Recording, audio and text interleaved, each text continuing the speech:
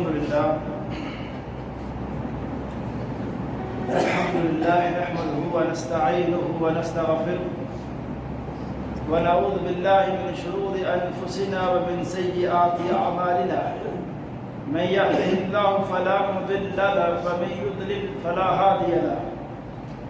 ونشهد أن لا إله إلا الله وحده ونشهد أن سيدنا ومولانا محمدا عبده ورسوله أما بعد فإن خير الحديث كتاب الله وخير الهدي هدي محمد صلى الله عليه وسلم وشر الأمور محدثاتها وكل محدثة بدعة وكل بدعة ضلالة وكل ضلالة في النار. اللهم صل على محمد وعلى آل محمد كما صليت على إبراهيم وعلى آل إبراهيم إنك حميد مجيد. اللهم بارك على محمد وعلى آل محمد كما باركت على إبراهيم وعلى آل إبراهيم إنك حميد مجيد. أعوذ بالله السميع العليم من الشيطان الرجيم من همزه ونفخه ونفثه. بسم الله الرحمن الرحيم. ومن شر النفاثات في العقد. ہر قسم کی تحمید و ستائش کی بڑائی اللہ وحدہ لا شریک کی ذات کے لیے اور اللہ تعالیٰ کی حمد و ثنا کے بعد بے شمار لاتعداد انگن درود السلام امام الانبیاء امام الحرمین سید الثقلین جد الحسن والحسین جناب محمد رسول اللہ صلی اللہ علیہ وسلم کی ذات اقدس و ذات طیبہ پر. حضرات، گزشتہ جمعہ میں نے اللہ تعالیٰ کی توفیق اور فضل سے جادو کے حوالے سے کچھ گزارشات کی تھی. اس موضوع کی جو حساسیت ہے اور اس کی اہمیت اور معاشرے میں اس کو سمجھنے اور سمجھانے کی ضرورت کے پیش نظر آج کے اس خطبہ جمعہ میں بھی میں اسی موضوع کے حوالے سے کچھ مزید گزارشات اللہ تعالیٰ کی توفیق اور فضل سے کرنا چاہتا ہوں. گزشتہ جمعہ میری گفتگو کا جو خلاصہ اور جو بنیادی بات میں نے سمجھانے کی کوشش کی تھی کہ جادو، جنات کے حملے، اس میں اس وقت تک اثر نہیں ہوتا جب تک اللہ تعالیٰ کا حکم نہ ہو. اور انسان اگر عقیدہ مضبوط رکھے اور ایسے حالات اور ایسے دنوں میں اپنے رب پر توکل کو مضبوط کر لے تو کوئی کتنا بڑا جادوگر کیوں نہ ہو، آپ کے حاسدین، آپ کے خلاف سازشیں کرنے والے،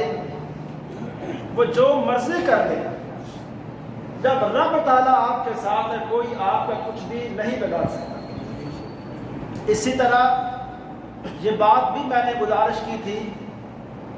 کہ اصل امتحان تو انسان کا اس بیماری کے ایام میں، تنگی اور پریشانی کے ایام میں ہوتا ہے کہ جب تنگی کے ایام آئے اس وقت ایک انسان اپنے رب سے اپنے تعلق کو اور مضبوط کرے اور اپنے رب سے نبی یعقوب علیہ السلام کا میں نے حوالہ دیا تھا کہ اس واقعہ کو بار بار ذہن میں لائے. نبی ایوب علیہ السلام کے بیماری کے واقعہ کو قرآن کے اندر پڑھے اور ان کے صبر اور ان کے مضبوط عقیدہ اور ان کے ایام کے اندر رب پر جو یقین ہے کہ میرا رب پریشانی کے ایام جتنے مرضی بڑھ چکے ہیں، یہ دورانیہ جتنا مرضی تعبیر ہو چکا ہے، لیکن میں دعائیں بھی کر رہا ہوں، اپنے رب کے سامنے گزارشات ساری کر رہا ہوں، لیکن اگر میرا مسئلہ ظاہری طور پہ حل نہیں ہو رہا، مجھے یقین رکھنا چاہیے کہ ابھی میرے رب کی جو حکمتیں ہیں ان کا مجھے اندازہ نہیں ہے کہ میرے لیے وہ کون سا موقع بہتر ہے. پچھلا جمعہ میں نے یہ گزارش کی تھی، نبی یعقوب علیہ السلام، ان کا بیٹا نبی یوسف علیہ السلام 1 سال کے اندر اگر وہ مل جاتے، حالانکہ میں نے بتایا تھا کہ کم از کم 25 سال کو یہ دورانیہ بنتا ہے، کم از کم، کہ اللہ کا ایک پیغمبر 25 سال تک میرے بھائی اپنے رب کو پکارتا رہا ہے، اپنے رب پر یقین کیے رکھا ہے. اور ادھر جو نبی یوسف ہیں وہ پتہ نہیں کتنا اپنے رب کو بچپنا ہے. ایک اللہ کے پیغمبر کیا الگ صفات ہوتی ہیں، وہ بچپن کے اندر اتنے پاکیزہ اور رب کے حوالے سے ان کا یقین ہوتا ہے. وہ بچپنے والے جو ایام ہیں، وہ جو باپ کی جدائی میں بچے کا غم ہوگا، وہ کتنے غم کے اندر نبی یوسف نے اپنے رب کو پکارا ہوگا کہ اللہ میرا والد، میری والدہ، میرے بھائی، ان سے میں جدا ہو کے بالکل ایک ایسے علاقے میں آ گیا ہوں جو میرا علاقہ ہی نہیں ہے، جہاں میرے جاننے والے نہیں ہیں، میرے اپنے نہیں ہیں، یہ میرا علاقہ نہیں ہے. بالکل ایسے علاقے میں وہ زندگی گزارتے ہیں جو ایک ملک سے دوسرا ملک ہے، لیکن رب کے اوپر یقین ہے ان کا کہ میرے رب کے فیصلوں میں حکمت ہے. اگر یہ لفظ میں اور آپ، میں سب سے پہلے اگر اپنے آپ کو یہ بات سمجھا پاؤں اور آپ کے سامنے یہ گزارش کر پاؤں کہ رب کی حکمتوں کا معنی کیا ہے. میرے بھائی، حکمتوں کا معنی یہ ہے کہ میرے رب کے ہر فیصلہ میرے لیے بہتر ہے. میرے رب کے فیصلے میں میرے خلاف ظلم نہیں ہے، میرے رب کے فیصلوں میں میرے اوپر کوئی زیادتی نہیں ہے، میرے رب کے فیصلوں میں میرے لیے نقصان کوئی نہیں ہے، وہ فائدے ہیں. اب دیکھیے، نبی یعقوب علیہ السلام کو اگر بیٹا 1 سال کے اندر مل جاتا، وہ 24 سال کا غم تو کم ہو جاتا، لیکن 25 سال کے زائد عرصے کے بعد جب اللہ نے ملایا یوسف کو یعقوب کے ساتھ، اب حالات کیا ہیں؟ ان کے اپنے علاقے میں قحط پڑ چکا ہے، ساز و سامان ختم ہو چکا ہے، لوگ بادشاہ کے پاس چکر لگا رہے ہیں کہ ہمیں کچھ بوری دانے دے دیے جائیں، ہمیں کچھ اناج مل جائے. ایسے حالات میں اللہ نے یعقوب کو یوسف کے ساتھ ملایا کہ جب ایک بادشاہ ہے، ایک خزانوں کا مالک ہے، دنیا کے خزانوں کا، جو ایک ملک کے بڑے خزانوں کا وزیر ہے، اب وہ ان کا بیٹا ہے. ایسے حالات میں یعقوب یوسف سے ملے جب وہ امیر بن چکے تھے، جب وہ خوشحال تھے، جب وہ اپنے پورے خاندان کو سنبھال سکتے تھے. اپنے ایک ایک بھائی جو پورے ملک کے لوگ پریشان تھے، اب ان کے بھائیوں کو پریشانی نہیں تھی، اب ان کے والدین کو پریشانی نہیں تھی. ان کو پتا تھا کہ اب تو میرے بیٹے ایک بڑے منصب کے اوپر فائز ہیں. میرے بھائی، اس لیے ہمیں یہ بات سمجھنی چاہیے کہ میری بیماری اگر 1 سال سے دوسرے سال میں، میرے معاشی حالات 1 مہینے سے دوسرے مہینے، پھر سال سے سالوں میں منتقل ہو جائے، تو میرا رب کے اوپر یقین ایسا ہونا چاہیے کہ اب اگر میرے حالات بہتر نہیں ہو رہے، توکل میرا اسی طرح ہے، میں ڈگمگایا نہیں ہوں، میں نے لوگوں کے سامنے جا کے ناجائز کام نہیں کیے ہیں، میں نے اپنے رب کے دروازے کو چھوڑا نہیں ہے، میں نے اپنے یقین کو کم نہیں کیا ہے، لیکن میرے معاشی حالات درست ہونے کے بجائے اور تنگ ہو رہے ہیں، تو مجھے یقین کرنا چاہیے کہ میرے رب کے فیصلوں میں اب بھی کوئی حکمت ہے، اب بھی میرے رب مجھے کوئی اور آزما کے میرے لیے کوئی اور آسانیاں کرنا چاہتا ہے. میرا رب میرے لیے ایسا فیصلہ کرے گا جس میں میرے لیے ہر طرح سے خیر ہوگی. اب میرے بھائی، جادو جنات، اس کا مسئلہ بھی ایسے ہے. بعض اوقات میں نے کہا کہ ایک بندے کے ساتھ یہ مسئلہ چل بھی نہیں رہا ہوتا جادو کا، لیکن وہی عقیدے کی کمزوری، بدگمانی، وہم انسان کے دماغ میں آ جاتا ہے، اور کوئی جاہل بندے کے سامنے جاتے ہیں، وہ جاہل کہہ دیتا ہے کہ آپ کے اوپر جادو ہے. دیکھیں، آپ کا کاروبار ٹھیک سے چل رہا ہے، اچانک کاروبار جب ٹھپ ہوتا ہے، اس میں آپ کی اپنی غلطی بھی ہو سکتی ہے، آپ کی کوتاہیاں بھی ہو سکتی ہے. ایک کامیاب بزنس مین، ایک تجربے کار بزنس مین جب اچانک اپنے بزنس کو ایک اناڑی بندو، نا تجربہ کار بیٹا ہو، یا نا تجربہ کار ملازم ہو ان کے حوالے اچانک سے کرے گا اور اپنے کاروبار سے بالکل ٹائم کم دے گا اور اچانک سارا کا سارا دار مدار اپنے ملازموں کے اوپر کرے گا تو ممکن بات ہے، ایک تو سادہ بندہ بھی سمجھ سکتا ہے کاروبار خراب ہو سکتا ہے، لیکن ایک بندے کے پاس گیا، اس نے کہا میرے پچھلے ماہ حالات ایسے تھے اور آج اس ماہ کے بعد حالات ایسے ہیں۔ اس نے سوچا بھی نہیں کہ میری غلطی ہے، میری کوتاہی ہے، کہ تیرے اوپر جادو ہو گیا ہے، تیرے اوپر فلاں مسائل چل رہے ہیں۔ اور میں نے سچی بات ہے، ایک میرا جاننے والا بھائی، اس کی بیٹی کچھ معاملات میں صرف ڈر گئی، کچھ اس نے خواب دیکھ لیا، خواب اس نے اپنی والدہ کے سامنے بیان کر دیا۔ اب وہ والدہ جو گھر کا فرد آتا ہے اس کو کہتی ہے کہ بیٹی نے یہ خواب دیکھا ہے، بڑا ڈراؤنا خواب دیکھا ہے۔ جو آتا ہے اس سے کہتی ہے کہ اس میری بیٹی کا خواب سنو، اس کا بہت ہی ڈراؤنا خواب ہے۔ اب نہیں بھی اس بچی کو پتا کہ اس کے ذہن میں اس کی ماں بار بار ڈال رہی ہے کہ تیرا خواب بڑا ڈراؤنا ہے، تجھے بڑا پریشان کرنے والا ہے، اور وہ بچی ڈر گئی، جو گھر کا ماحول یہ بنا ہوا ہے۔ تو اس نے مجھے کہا کہ قاری صاحب آپ کچھ دم تو کریں۔ میں نے جو دم کرنا تھا میں نے کیا، لیکن اصل مسئلہ وہ جو سمجھ رہے تھے وہ تھا ہی نہیں۔ اب 3 دنوں کے بعد مسئلے میں ان کے مطابق کوئی بھی فرق نہیں آیا۔ کہتے ہیں قاری صاحب آپ کے دم میں کوئی اثر نہیں ہے، ہمیں کوئی جیل کا اور جو ایکسپرٹ بندہ ہے اس کے حوالے سے آپ مجھے آگاہ کیجیے۔ میری سوچ سمجھ کے مطابق جو بندہ تھا، میں نے کہا فلاں بندہ وہ دم کرتے ہیں، آپ ان سے رابطہ کر لیں۔ نہیں قاری صاحب آپ نہ انہیں کہیں کہ ہمارا ان سے رابطہ کروائیں اور وہ دم کریں۔ میں نے کہا ٹھیک ہے۔ دم کرنے آئے اور میرے بالکل نظریات میری سوچ کے بالکل مخالف دم کرنے کے بعد مجھے پتہ بھی نہیں تھا۔ حضرت نے کہا کہ آپ کی بچی کے اوپر بھی کوئی مسئلہ تو ہے، اور میں ان کو بڑا سمجھدار سمجھ رہا تھا۔ اس نے کہا بچی کے اوپر بھی مسئلہ ہے اور آپ کے گھر کے اوپر بھی کوئی مسئلہ ہے، اور آپ کی بچی کے دم کی فیس یہ ہے، اور آپ کے گھر پر جو دم کیا جائے گا وہ زیادہ ٹائم لگے گا، اس کی فیس یہ ہے۔ اب 3 دنوں کے بعد بچی پر انہوں نے میں نے کہا کہ اثر تھوڑا سا فرق ہے، تو وہ میرے دوست بڑے میں ان سے فریق بات کر لیتا تھا۔ میں نے کہا اصل میں نا بچی پر اثر بالکل بھی نہیں ہے، لیکن صرف فیس کا فرق ہے۔ میرا دم فری تھا، یہ 2100 فیس ہے، اور بس اور کوئی فرق نہیں ہے۔ اور اس کے علاوہ آپ کے گھر کے حالات بھی بہتر ہوں گے۔ جب انہوں نے وہ فگر جو ہوتے ہیں ڈاکٹروں والے، یعنی 4100 فیس، نہ 4000 نہ 5000، 4100، ان کو بھی یقین آیا کہ لگتا ہے کہ کچھ شرعی مسئلہ ہے یہ فیس کا بھی، کہ یہ فگر جو ہے نہ 4000 ہے نہ 5000 ہے، 4100۔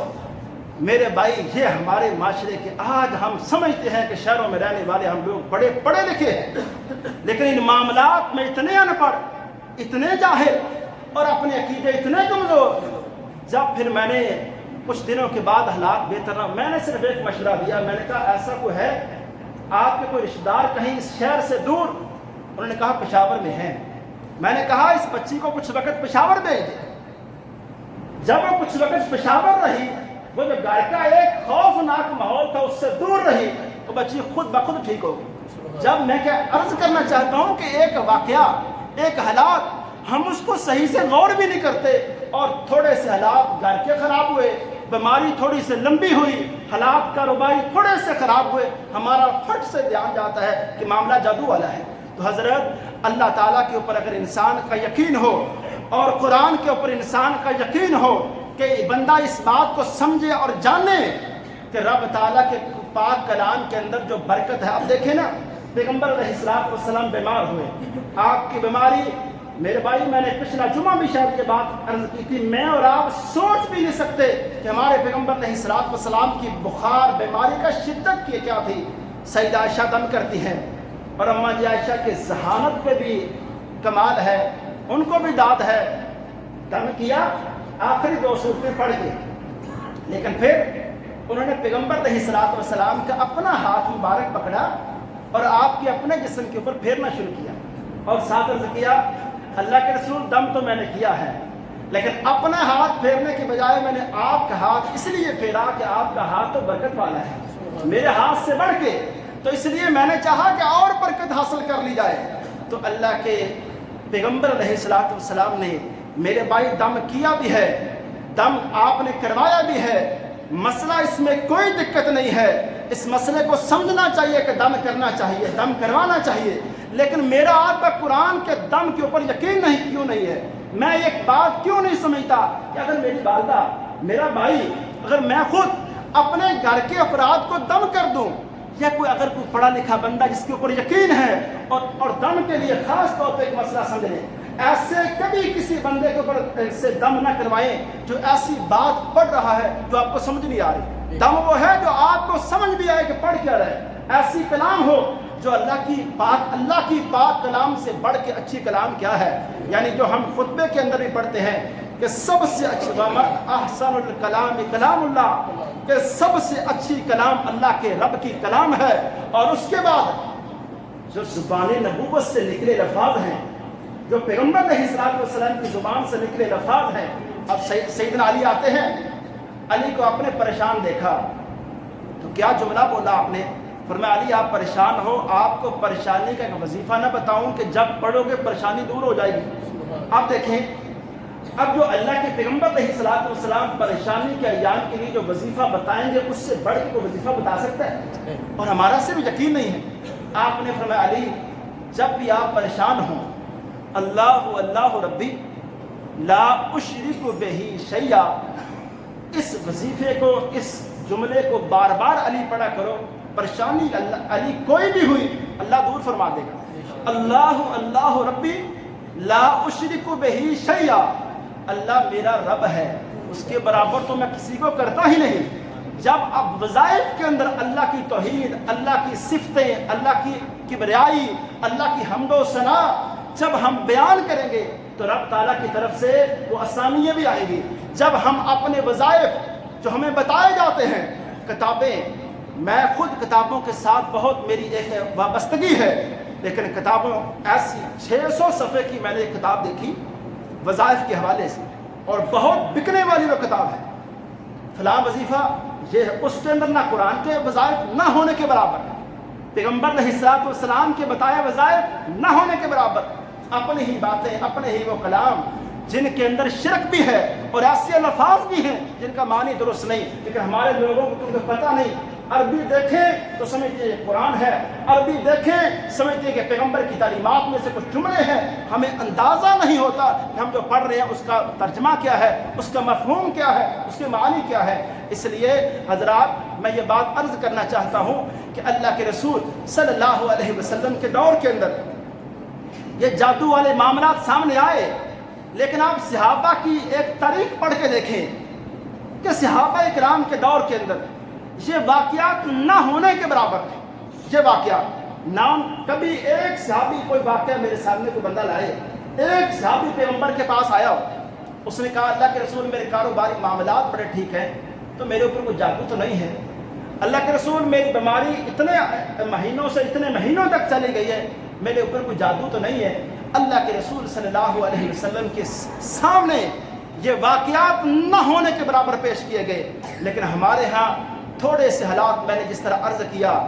ایک بات میں آپ کے ذہن میں ڈالنا چاہتا ہوں، اگر گھر کے اندر بیماری بڑھ رہی ہے، آپ کے معاشی حالات تنگ ہو رہے ہیں اور آپ کو وجہ بھی سمجھ نہیں آ رہی، وجہ کیا ہے، تو جادو سے پہلے ایک بات قرآن پاک کی سمجھنی چاہیے جو قرآن پاک کے اندر بتایا گیا، ظہرت فساد فی البر والبحر بما کسبت ایدی الناس۔ اللہ فرماتے ہیں اس بر و بحر کے اندر انسانوں کے ساتھ جو بھی خرابی ہے اور جو بھی انسانوں کو پریشانیوں کا سامنا ہے، بما کسبت ایدی الناس، وہ لوگوں کے کمائے ہوئے عملوں کا نتیجہ ہے۔ اور قرآن پاک سورہ شورا کے اندر غالباً اللہ نے فرمایا وما اصابکم من مصیبت فبما کسبت ایدی الناس، فرمایا لوگوں کو جو بھی مصیبتیں پہنچتی ہیں، وہ کاروباری مصیبتیں ہوں، وہ بیماری، گھر کی تنگی کے حالات، کوئی بھی مصیبت ہو، وہ مصیبتیں جو بھی انسانوں کو پہنچتی ہیں وہ انسانوں کے ہاتھوں کے کمائے ہوئے عملوں کا نتیجہ ہے۔ تو میں یہ عرض کرنا چاہتا ہوں جہاں ہمیں جادو کے حوالے سے ہمارا ذہن جانا چاہیے، ہمارے اور معاملات کی طرف ذہن جانا چاہیے، ایک سوال میرے ذہن میں یہ بھی پیدا ہونا چاہیے، اگر میری بیماری ٹھیک نہیں ہو رہی، میں علاج ٹھیک سے ٹھیک کرا رہا ہوں، جو ایک انسانی کوشش ہے، مشورے کے بعد ماہر سے ماہر طبیب ڈاکٹر کے پاس جا کے میں اپنے علاج کروا رہا ہوں، جو میرے علاج کی جو بھی جہاں سے بھی مجھے علاج کروانا چاہیے وہاں میں جا رہا ہوں، لیکن میری بیماری ٹھیک نہیں ہو رہی، تو پھر مجھے سوچنا چاہیے کہیں میرے معاملات میں کوئی سود تو نہیں آ گیا، میرے معاملات کے اندر کوئی حرام کی کمائی تو نہیں آ گئی، کہیں میرا غریبوں پہ ظلم تو نہیں بڑھ گیا، کہیں میرے گناہوں کے اندر ایسا گناہ تو شامل نہیں ہو گیا جس کی آج پکڑ میرے سامنے ہے، میری بیٹی ٹھیک نہیں ہو رہی، میرے گھر کے حالات ٹھیک نہیں ہو رہے، میرے معاشی معاملات میری محنت کے باوجود، میرے تجربے کے باوجود وہ معاملات بالکل ٹھیک نہیں ہو رہے، تو پھر مجھے میرے ذہن میں یہ بھی گمان، یہ خیال لازمی جانا چاہیے کہ میرے گناہوں کا نتیجہ بھی ہو سکتا ہے، میرے گناہوں کا صلہ بھی ہو سکتا ہے۔ بڑے بڑے لوگوں کے حوالے سے میں نے یہ واقعات پڑھے، بلکہ ایک ریاض کے بہت بڑے بزنس مین کے حوالے سے، صرف اس کے ہاتھ میں ایک بیماری، ہاتھ میں ایک مسئلہ تھا، وہ علاج کرواتے مہینوں سے سالوں میں بدل گیا اس کا وہ علاج، لیکن ہاتھ جو اس کی حرکت تھی وہ کم ہوتی جا رہی تھی، وہ مہنگے سے مہنگا علاج کروا رہا تھا، لیکن اچانک اس نے ایک دن بیٹھے بیٹھے غور کیا کہ میرے معاملات، میری بیماری بھی ٹھیک نہیں ہو رہی، میرے کاروباری معاملات بھی وہ والے نہیں رہے، حالات بدل رہے ہیں، میری اولاد کی نافرمانی بڑھ رہی ہے، ہر طرف سے پریشانیاں میرا سامنا کر رہی ہیں، میں جہاں بھی جا رہا ہوں میرے حالات ٹھیک نہیں، خبریں میرے لیے اچھی نہیں آ رہی، جس طرف کاروباری معاملات ہوں، میرے گھریلو معاملات ہوں، ذاتی معاملات ہوں، ہر طرح سے پریشانیاں میری طرف قریب آ رہی ہیں۔ ایک دن اس نے سوچا کہ معاملہ کیا ہے آخر، اس کو ایک دن سمجھائی کہ ایک دن میں نے اپنے ملازم جو ایک غریب شخص تھا اس کے اوپر بڑا ظلم کیا تھا، کہیں اس ظلم کا بدلہ تو نہیں ہے، میرے رب کی پکڑ تو نہیں ہے۔ حضرت جب ایک مظلوم بندہ اپنے رب کے سامنے ہاتھ اٹھا لینا اور ہاتھ اٹھا کر اپنے رب سے کہہ دے اللہ میرے اوپر ظلم ہوا، اللہ اس ظلم کا بدلہ میں نہیں لے سکا، اللہ اس ظلم کو تو نے تو دیکھا نا، اللہ وہ طاقت تیرے پاس تو ہے نا، جو ظلم کو اللہ تو بدلہ لے سکتا ہے، اللہ تیرے کنٹرول سے باہر تو نہیں ہے کوئی بھی، اللہ میرے کنٹرول سے باہر تھا، اللہ میری طاقت میں بدلہ لینا نہیں تھا، اللہ میری استطاعت نہیں تھی، میرے وسائل نہیں تھے، لیکن میرے رب تیرے ہاں تو وسائل کی کمی نہ تھی۔ جب ایک مظلوم بندہ کانپتے ہاتھوں کے ساتھ آنسو بہتے ہوئے جب وہ اپنے رب کے سامنے بات کر دے نا اور اپنے درد کے ساتھ بات کر دے تو بڑے بڑے پھر بندے حالات جیسے کیسے ہو اللہ تعالیٰ جب پکڑ لے تو ان بطش ربک لشدید، تیرے رب کی جو پکڑ ہے وہ بڑی سخت ہے، پھر لوگوں کی سمجھ میں نہیں آتی کہ ان کے حالات کیسے سے کیسے ہو گئے ہیں۔ اس لیے حضرات ان معاملات کو آپ جلدی سے جادو کے ساتھ نہ جوڑ دیں، اپنے کاروبار کی بندش کو، اپنے حالات کی تنگی کو آپ سوچا کریں اور غور کیا کریں کہ میرے گناہوں کا اس میں کوئی عمل دخل تو نہیں، کوئی ایسا گناہ تو میری زندگی میں شامل نہیں ہو گیا جو کچھ وقت سے اگر پہلے میں نے کیا ہے تو اس گناہ کے بعد ایک انسان، آپ میرے بھائی مسئلے بڑے پوچھتے ہوں گے، آپ سوال بڑے کرتے ہوں گے علماء سے، حضرت میرا مسئلہ یہ ہے، یہ جائز ہے یا ناجائز ہے، لیکن ایک عالم ایک جگہ جو میں آپ کو بتانا چاہتا ہوں جس سے سوال کرنا چاہیے، اور وہ سوال جو آئے گا نا میرے سے آپ مسئلہ پوچھیں گے میں بڑی مصلحتوں کا شکار بھی ہو جاؤں گا کہ اس کو یہ جواب دوں یا نہ دوں، قریبی دوست ہے ناراض ہی نہ ہو جائے، اس کے ساتھ میرا تعلق پرانا ہے، کہیں کوئی بھی حالات خراب نہ ہو جائے، کیا مصلحتیں میرے دماغ میں آئیں گی، لیکن ایک بندہ ایک جگہ سے آپ کو جو جواب آئے گا اس میں نہ مصلحت ہوگی، نہ جھوٹ ہوگا، نہ کوئی کمی ہوگی، صاف جواب آئے گا۔ کبھی کبھی اپنے ضمیر سے پوچھنا چاہیے، اپنے حالات کے حوالے سے اپنے آپ سے کبھی پوچھیں کہ میرے حالات کیسے ہیں، میں نے فلاں وقت جو کیا ٹھیک کیا، جو جواب اندر سے آئے گا نا، پیغمبر علیہ الصلوۃ والسلام سے سوال کیا گیا صحابی نے، وَمَلْ اِثْمُ یا رسول اللہ،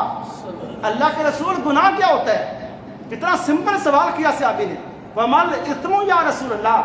اللہ کے رسول گناہ ہوتا کیا ہے، فرمایا مَا حَاكَ فِي صَدْرِكَ، گناہ وہ ہے جو تیرے سینے میں بے چینی پیدا کر دے تیرے کرنے کے بعد، جب تو وہ کام کرے تیرے سینے میں وسوسے آئے، بے چینی آئے کہ تو نے کیا ظلم ہے، تو نے کیا غلط ہے، یہ ہے حرام، یہ ہے نجائز لیکن تو نے کیا ہے. جب تو اپنے گناہ کے اوپر طویلیں لے کر آئے, اچھا یہ جائز تو ہو سکتا ہے, فلاں بھی تو کرتا ہے, فلاں بھی تو نمازی ہے, فلاں بھی تو ایسا ہے, جب یہ معاملات ہوں تو پھر سمجھو کہ آپ کا اب اندر کے جو جواب ٹھیک مل گیا تھا, لیکن اب آپ نجائز قسم کی طویلیں اندر سے تلاش کر رہے ہیں. تو حضرات اپنے معاملات کی تنگی اور اپنی پریشانیوں کے وقت میرے اور آپ کی ذہن میں ایک بڑا سوال یہ پیدا ہونا چاہیے کہ میرے حالات کی تنگی, میرے پریشانیوں کے اسباب میں سے ایک سبب میرے گناہ بھی ہو سکتے ہیں اور میرا ظلم بھی ہو سکتا ہے اور اللہ کے سامنے سرکشی والا معاملہ بھی ہو سکتا ہے. آج حضرت دیکھیں, آج ہم سمجھتے ہیں کہ سود بڑا گناہ ہے, آج ظلم بڑا گناہ ہے. کبھی حضرت ہم نے سوچا نہیں کہ بے نماز ہونا کتنا بڑا جرم ہے. رب کی زمین پہ رہ کر, رب کا رزق کھا کر, اس کی نعمتوں کو انسان اپنی رزق کمانے کے لیے استعمال کر کے, جو بندہ اس رب کو سجدہ نہ کرے,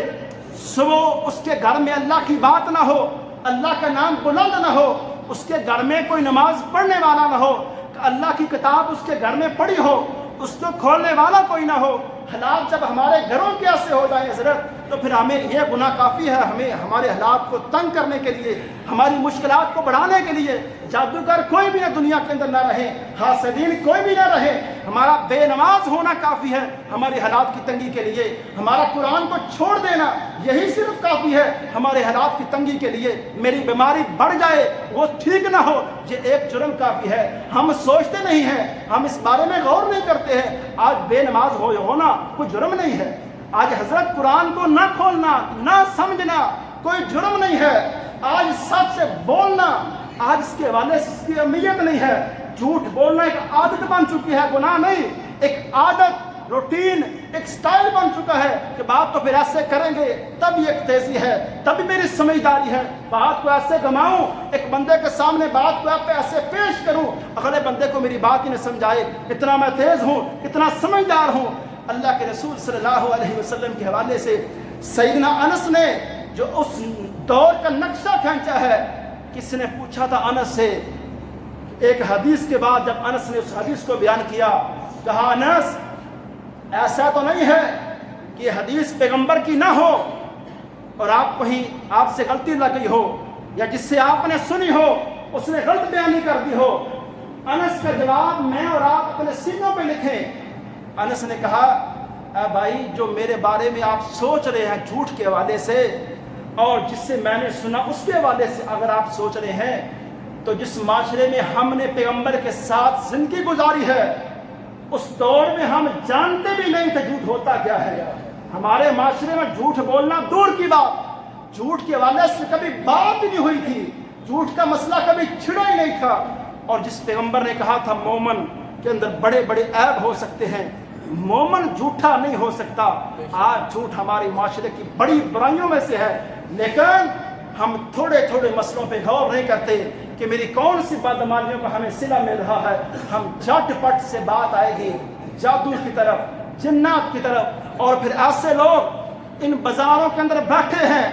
جو میرے آپ کے ایمان مال کے ڈاکو ہیں. وہ آپ سے ایمان بھی لیں گے,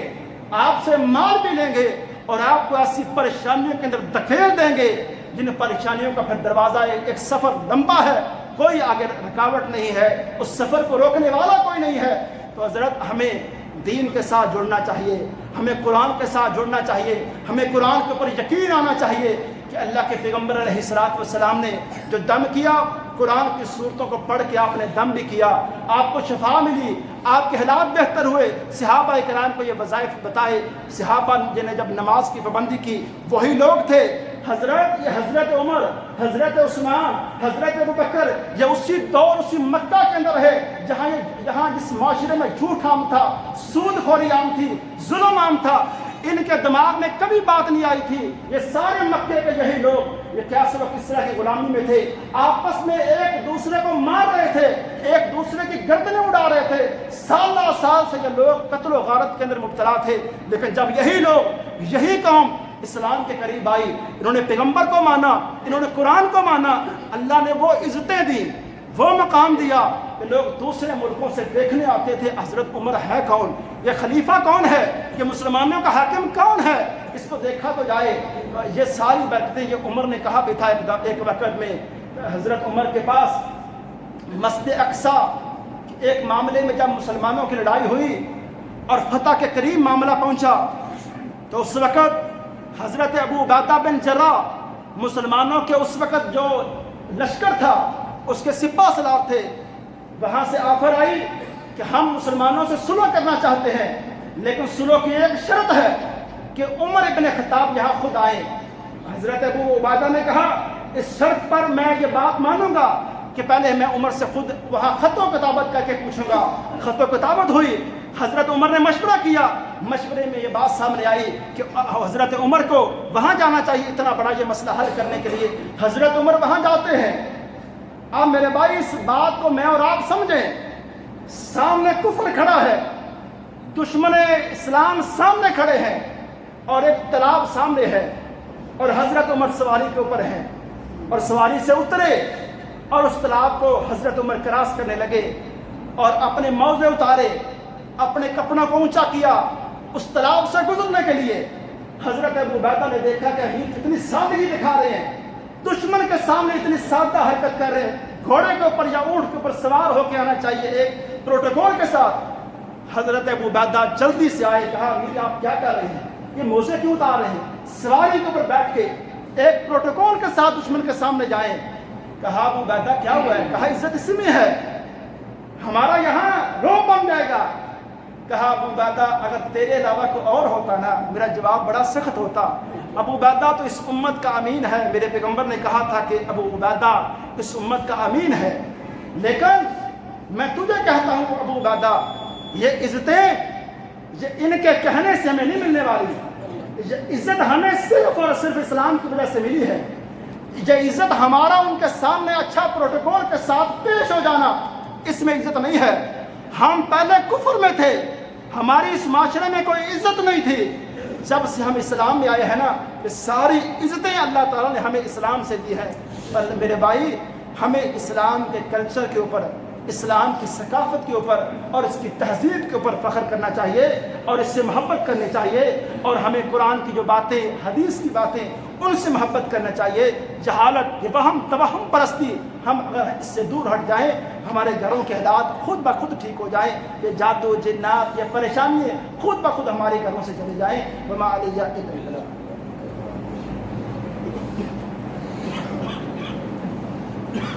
الحمدللہ نحمده ونصلي على رسوله الكريم، أما بعد فإن خير الحديث كتاب الله وخير الهدي هدي محمد صلى الله عليه وسلم وشر الأمور محدثاتها وكل محدثة بدعة وكل بدعة ضلالة وكل ضلالة في النار۔ اللهم صل على محمد وعلى آل محمد كما صليت على إبراهيم وعلى آل إبراهيم إنك حميد مجيد۔ اللهم بارك على محمد وعلى آل محمد كما باركت على إبراهيم وعلى آل إبراهيم إنك حميد مجيد۔